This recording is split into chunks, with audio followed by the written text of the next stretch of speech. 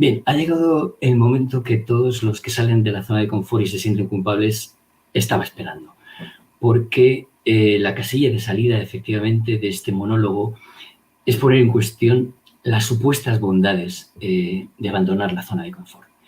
El hecho de correlacionar salir de la zona de confort con el crecimiento personal y el desarrollo es un invento nefasto de lo que se llama psicología positiva, que carece de toda evidencia empírica, pero bueno, ha tenido su desarrollo sobre todo en las tazas de Wonderful a la que se refería antes mi compañera.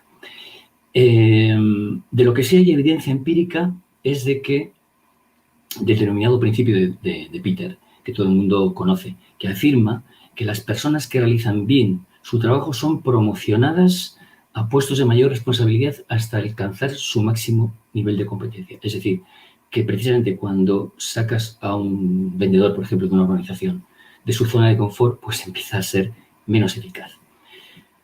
El año pasado, una revista, The Quarterly Journal of Economics, publicó un estudio con 131 empresas en la que comparaba sistemas de promoción basados en el principio de Peter con sistemas de promoción basados en las competencias que tiene un individuo para desempeñar un puesto, no de las competencias que tenía en el puesto anterior.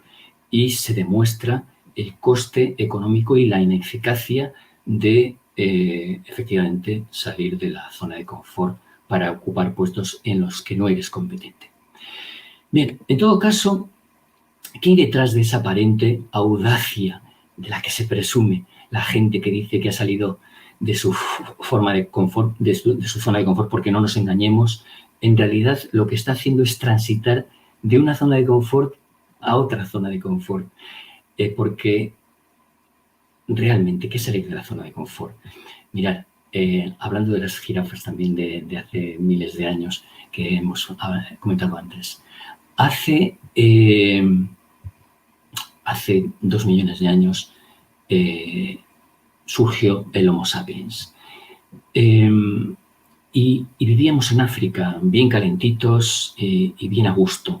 Allí empezamos a perder nuestro pelaje, se desarrolló extraordinariamente nuestro encéfalo y hace solamente, entre comillas, 60.000 años, estos grupos de monos, Homo sapiens, empezaron a ocupar el resto del planeta. Es decir, perdimos nuestro pelaje, que es lo que nos protegía del frío, para irnos a sitios como Siberia, donde hace mucho frío. Esto es salir de la zona de confort.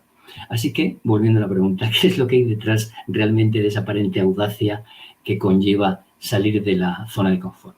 Pues un vicio que es, en nuestra especie actual, universal.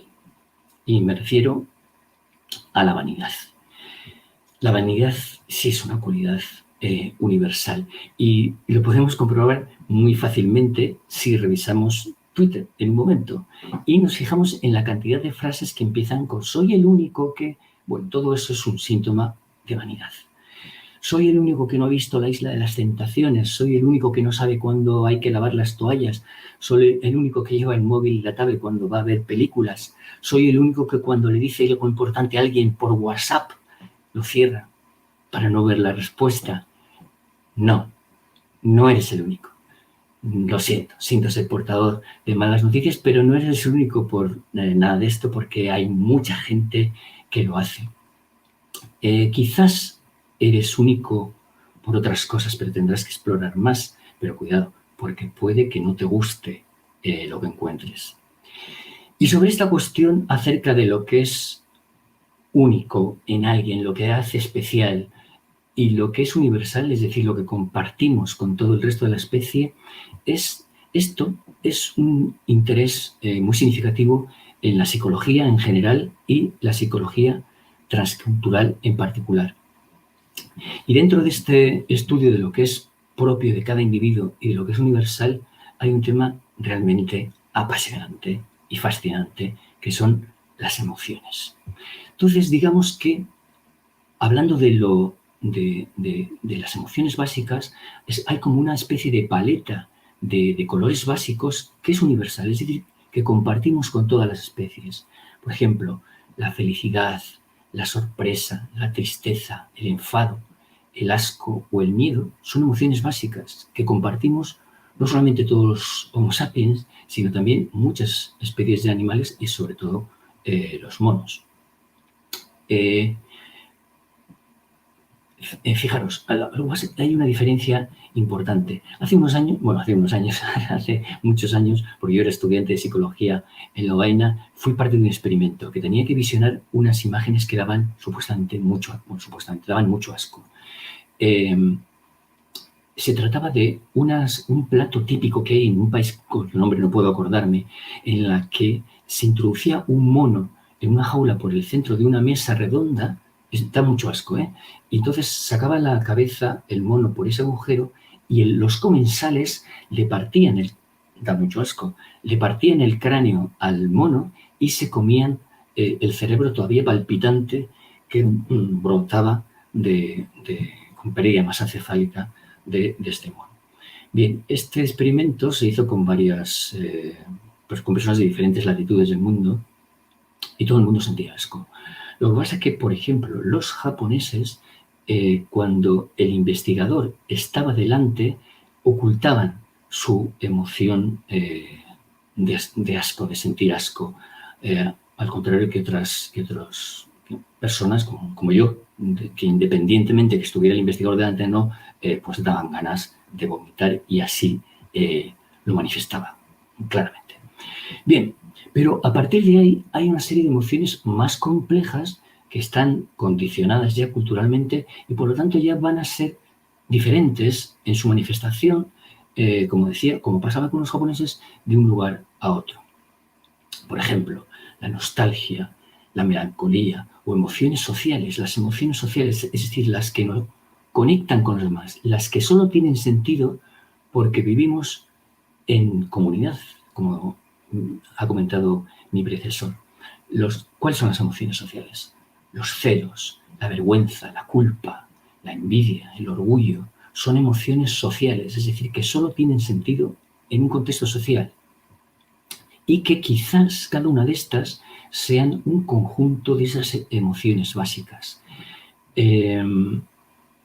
Aquí nos vamos a encontrar con que efectivamente el lenguaje, hay un lenguaje propio en cada país para referirse a estas emociones, pero puede haber, como digo, diferentes formas de manifestar esas emociones, diferentes formas de sentirlas y diferentes formas de manifestarlas. Y luego ya hay emociones que son muy particulares con respecto a sociedades muy concretas y que tienen su lenguaje y su concepto particular y que no tienen una traducción, por ejemplo, al español. Voy a poner dos ejemplos. El concepto emocional fago. La palabra fago en Micronesia, que es una palabra de Micronesia, no tiene una traducción al español ni al inglés. ¿Y por qué no tiene una traducción al español y al inglés? Porque nosotros no tenemos en nuestro repertorio de conductas emocionales, no tenemos ese registro. Una traducción aproximada de fago sería una vivencia emocional que conjuga la tristeza, la compasión y el amor. Tristeza, compasión y amor. Claro, en nuestro contexto social no hay una emoción que conlleve estas tres respuestas emocionales más básicas, pero en Micronesia, en su jerarquía de valores y en su jerarquía de prioridades y en su forma de relacionarse con el mundo, estas tres emociones conjugadas, tristeza, compasión y amor, forman parte de una forma de vincularse emocionalmente a los demás. Otro concepto, en japonés, amae. Amae se utiliza para expresar una relación amorosa, pero en la que uno de los miembros de la pareja se convierte en protector de la otra. Se trata de un amor muy permisivo e incondicional.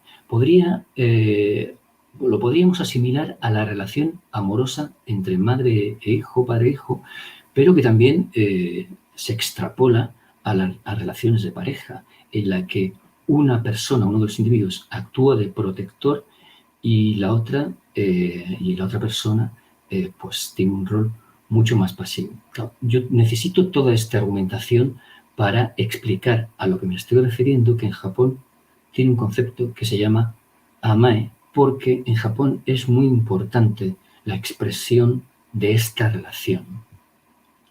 Y claro, llegados a este punto, os podréis preguntar, claro, ¿tendríamos nosotros un concepto emocional que no se entendiera en otras latitudes, que no tuvieran en su registro de conductas emocionales?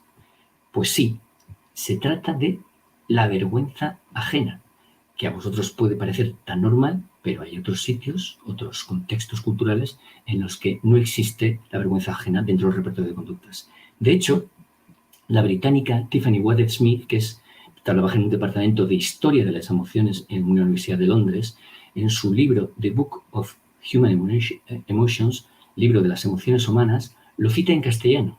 Es decir, es un libro en inglés, pero cuando se refiere a la vergüenza ajena, lo tiene que poner en castellano y en cursiva. ¿Por qué? Porque en inglés no hay a no ser de que lo traduzcas literalmente, pero no lo entiende nadie en inglés, no hay un concepto para expresar esa sensación muy cercana a la empatía, pero sientes vergüenza por una situación de la que no eres protagonista. Es decir, se proyecta el miedo al ridículo, pero no eres tú quien está haciendo el ridículo. Claro, esto es muy complejo, aunque para nosotros es una respuesta normal, es una respuesta emocional compleja que ni tan siquiera forma parte del repertorio cultural, por ejemplo, de la cultura, de la sociedad anglosajona. Un norteamericano no siente vergüenza ajena y quizás por eso ahora se entienda mejor algunas cosas de la sociedad norteamericana. Bien, y ya voy a terminar con esto, no sin antes hacerles una confesión.